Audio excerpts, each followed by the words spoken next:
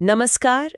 आज हम बात कर रहे हैं स्टीफन आर कोवी की बहुत ही मशहूर किताब प्रभावी लोगों की 7 आदतों पर। मतलब इसके जो मुख्य विचार हैं उन पर। हाँ, हमारे पास इस किताब का एक सारांश है और हम कोशिश करेंगे समझने की कि वो कौन से सिद्धांत हैं जो एक आप कह सकते हैं कामयाब और संतुलित जिंदगी की तरफ ले जाते हैं। और ये किताब इतनी खास क्यों मानी जाती है? सुनाएं, ये सिर्फ क्या करें नहीं बताती। बिल्कुल, ये उससे कहीं ज्यादा गहरी है। ये असल में बताती है कि सोचना कैसे है, क्यों करना है। उन आदतों पर फोकस है जो सच में कामयाब, खुश और हाँ, संतुलित लोगों में मिलती हैं। ये कोई राज नहीं है, बल्कि सोची समझी आदतें हैं। दिलचस्प। तो चलिए फिर इन 7 आदतों की गुत्थी सुलझाते हैं। किताब का जो मूल संदेश है वो तो यही है कि कामयाबी कोई एक दिन की चीज नहीं है। सही कहा। ये तो असल में छोटी छोटी अच्छी आदतें, एक सही नजरिया और हाँ, खुद पर जो अनुशासन होता है ना, उसका नतीजा है। और इन आदतों का कोई क्रम भी है ना? कुछ पहले कुछ बाद में। हाँ, बिल्कुल। स्टीफन कूवी ने इन्हें एक खास तरतीब में रखा है। देखिए, पहली जो 3 आदतें हैं वो हैं आत्मनिर्भरता के लिए, मतलब सेल्फ मास्टरी, खुद को साधने के लिए। अच्छा। फिर अगली 3 आदतें हैं सामाजिक जीत के लिए, मतलब पब्लिक विक्ट्री, दूसरों के साथ रिश्ते, समाज में सफलता। और जो 7वीं आदत है वो है इन सबको बनाए रखने और लगातार बेहतर होते रहने के लिए। ठीक है, तो पहली सीढ़ी से शुरू करते हैं, प्रोएक्टिव बनना। ये सुनने में तो मतलब सीधा लगता है, पर इसका असली मतलब क्या है? सिर्फ एक्टिव रहना? नहीं, उससे कहीं ज्यादा। प्रोएक्टिव होने का गहरा मतलब है अपनी जिंदगी की बागडोर अपने हाथ में लेना, जिम्मेदारी लेना। जिम्मेदारी लेना मतलब मतलब बहाने नहीं बनाना, हालात को या दूसरों को दोष नहीं देना, ये समझना कि हमारे साथ जो भी होता है उस पर हम कैसे रिएक्ट करते हैं, ये हमारे काबू में है। तो सारा ध्यान अपने बर्ताव, अपनी सोच, अपने रिएक्शन पर होना चाहिए। असली आजादी यही है। सही कहा। यानी हालात चाहे जैसे हों, हमारा रवैया तो हमारे हाथ में है। अच्छा, अब दूसरी आदत, अंत को ध्यान में रखकर शुरुआत करो। Begin with the and in mind. इसका मतलब क्या सिर्फ बड़े लाइफ के गोल्स हैं? बड़े लक्ष्य तो हैं ही, बिल्कुल, लेकिन ये रोजमर्रा के कामों पर भी उतना ही लागू होता है। मतलब कोई भी काम शुरू करने से पहले एक पल रुक कर सोचना कि हम आखिर हासिल क्या करना चाहते हैं, मंजिल क्या है, कहाँ पहुंचना है। अच्छा। ये आदत हमें एक दिशा देती है, एक विजन। वरना बिना मकसद के भागदौड़ तो बस थकान देती है, मंजिल कभी नहीं। और तीसरी आदत, प्राथमिकता तय करो। Put first things first. आजकल तो ध्यान भटकना इतना आसान हो गया ना, मोबाइल, सोशल मीडिया, ये आदत इसी से लड़ने में मदद करती है। बिल्कुल बिल्कुल। ये सिर्फ टाइम मैनेजमेंट नहीं है, ये उससे बढ़कर है। ये एक तरह से लाइफ मैनेजमेंट है। Life management? हाँ, इसका मतलब है उन कामों को पहले करना जो हमारे तय किए हुए लक्ष्यों और मूल्यों के लिए वाकई जरूरी हैं, ना कि उन कामों में उलझे रहना जो जरूरी लगते हैं पर होते नहीं, या जो बस वक्त जाया करते हैं। यहाँ अनुशासन चाहिए और समझदारी भी कि क्या सच में अहम है।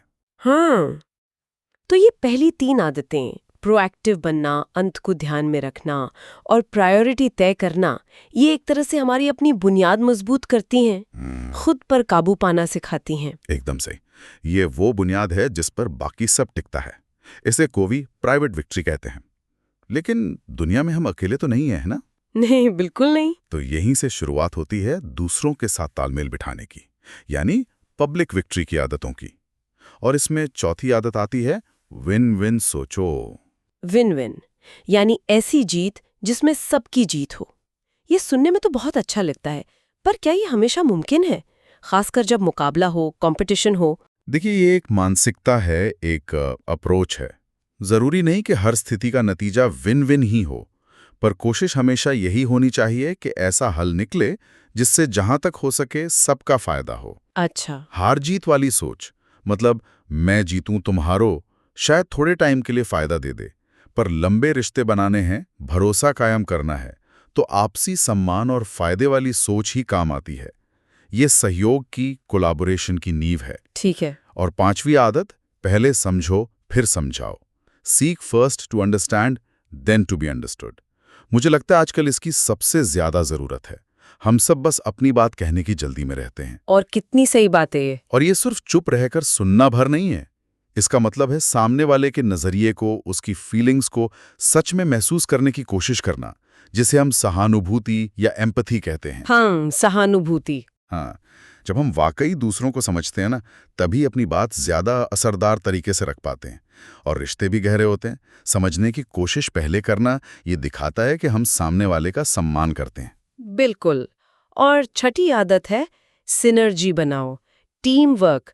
लेकिन ये सिर्फ मिलजुल कर काम करने से कुछ ज्यादा है ना? मैंने सुना है 1+1=3 जैसा कुछ। हाँ, बिल्कुल। सिनर्जी का मतलब ही यही है कि जब अलग अलग लोग अपनी अपनी ताकतें, अपने अपने नजरिए एक साथ लाते हैं, तो जो नतीजा निकलता है ना, वो उन सब के अकेले अकेले काम करने के जोड़ से कहीं ज्यादा बेहतर होता है।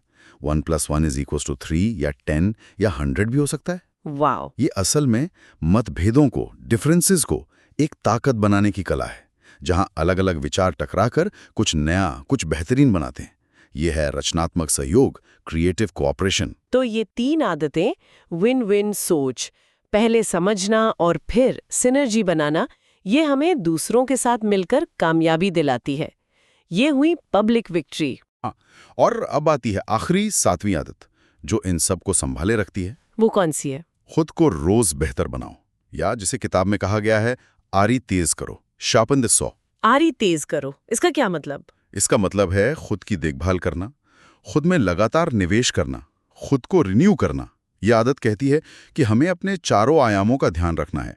शरीर यानी सेहत, वर्जिश, खान-पान; दिमाग, पढ़ना, सीखना, नई चीजें जानना; दिल यानी हमारे रिश्ते, हमारी भावनाएं, सेवा; और आत्मा, हमारे मूल्य, हमारा विवेक, प्रेरणा। अच्छा, तो ये सिर्फ मी टाइम निकालना नहीं है, बल्कि ये एक जरूरी निवेश है ताकि हम लंबे समय तक असरदार बने रह सकें। बिल्कुल। सोचिए, अगर लकड़हारा अपनी आरी तेज ही ना करे, तो पेड़ काटना कितना मुश्किल होता जाएगा, है ना? हाँ, सही बात है। वैसे ही अगर हम खुद का, अपने इन चारों आयामों का ख्याल नहीं रखेंगे, तो बाकी 6 आदतें भी धीरे धीरे कमजोर पड़ जाएंगी। ये आदत संतुलन और लगातार तरक्की, मतलब कंटिन्यूस इंप्रूवमेंट की कुंजी है। तो कुल मिलाकर स्टीफन कोवी की ये 7 आदतें हमें सिखाती हैं कि सच्ची कामयाबी और जो संतुष्टि है, वो बाहर से नहीं आती, वो अंदर से शुरू होती है। हमारी सोच से, हमारी आदतों से, हमारे अनुशासन से। एकदम। खुद को बेहतर बनाना, दूसरों के साथ सम्मान और समझदारी से पेश आना, और लगातार सीखते रहना, अपनी आरी तेज करते रहना, यही रास्ता है। बहुत खूब। तो जाते जाते हमारे श्रोताओं के लिए कोई एक विचार या सवाल छोड़ना चाहेंगे इस चर्चा से जुड़ा हुआ? हाँ, बिल्कुल। मैं चाहूंगा सब सोचें कि इन 7 आदतों में से वो कौन सी एक आदत है जिस पर वो आज से ही, चाहे छोटे पैमाने पर ही सही, काम शुरू कर सकते हैं। और फिर ये भी सोचें कि उस एक छोटे से बदलाव का उनकी जिंदगी की किसी एक खास पहलू पर क्या असर पड़ सकता है। शायद काम पर, या घर पर, या अपनी सेहत पर। बस एक छोटा सा कदम।